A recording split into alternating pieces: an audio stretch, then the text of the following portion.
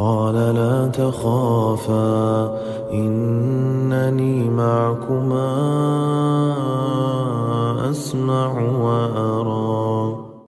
انا عايزه اقول لكم ان دي المره الرابعه اجيب فيها الفيديو، وانا زهقت بصراحه. بفكر اصلا لو الفيديو ده منزلش والله العظيم انا هقفل مش هصور حاجه ومش مهم بقى. بص، اول حاجه نتكلم عن الكيمياء وعن الجغرافيا. تمام، الامتحان كان سهل او كان صعب فهو عدى.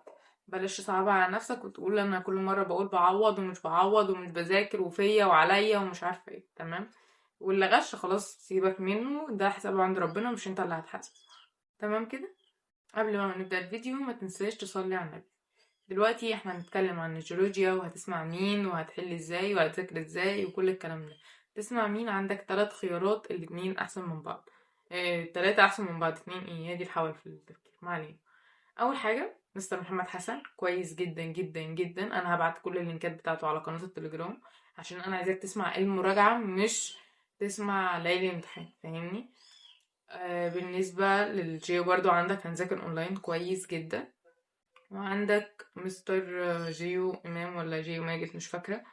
تمام، التلاتة احسن من بعض اقسم بالله، وانا مش بقول حاجة بحق ده على ده، التلاتة حلوين. تمام، واللي يعجبك منهم اسمع.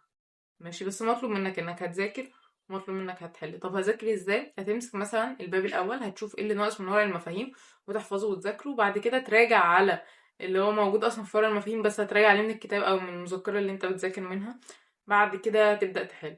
طيب احل ازاي؟ انت هتبدا تحل على طول امتحانات شامله من دلوقتي. طب ازاي انا لسه فاتح المنهج او لسه براجع او مش فاكر حاجه في المنهج؟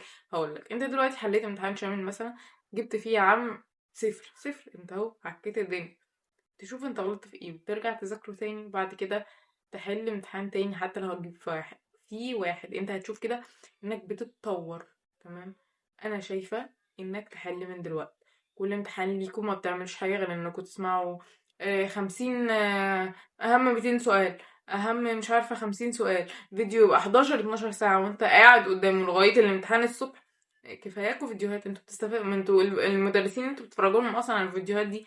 انتوا بتيجوا برضه بعد الامتحان بتفضلوا تعيطوا وتصيحوا، فلازمته ايه تضيع وقتك ده كله في الفيديوهات؟ ما تحل بايدك واغلط بايدك وتعلم برضه. تمام، ده بالنسبه لنا هتسمع مين وهتذاكر ازاي. طب هتبدا قلنا نحل ايه؟ هنحل امتحانات شامله من اي كتاب، كتاب امتحان حتى لو نماذج، مش لازم الامتحان شامل اللي هو امتحانات السنين اللي فاتت. امتحانات السنين اللي فاتت دي اساسي تحلها اخر يوم. تمام، عارفه ان الفيديو مش طويل وعارفه ان انا ممكن ما اكونش احسن حد يدي نصايح، بس كل اللي انا طالباه منك دلوقتي انك يعني تسيب حقك ده ربنا هو يجيبهولك. اللي بيغش يسيبه يغش، انت مش ربنا عشان تحاسبه، هو كده كده ربنا هيحاسبه في الاخره. ويعني ربنا يوفقكم. انا والله العظيم فخوره بكل مجهودكم والناس اللي لسه متمسكه بمبدأها وما غشتش. انت عند ربنا حاجه كويسه جدا. اي لو انت ما دخلتش كلية احلامك، او الجملة اللي طلعت ترند من فترة اللي هي وانا بسلم ورقة الامتحان سلمت معاها حلمي. بص، وداعا لما اخترناه وداعا لما اخترناه ومرحبا بما اختاره الله. يعني ربنا مش هيقفل لك باب الا لما يفتح لك قصاده ابواب. فانت خليك على يقين بربنا وانه مش هيكسر بخاطرك وهيكبر بخاطرك دايما.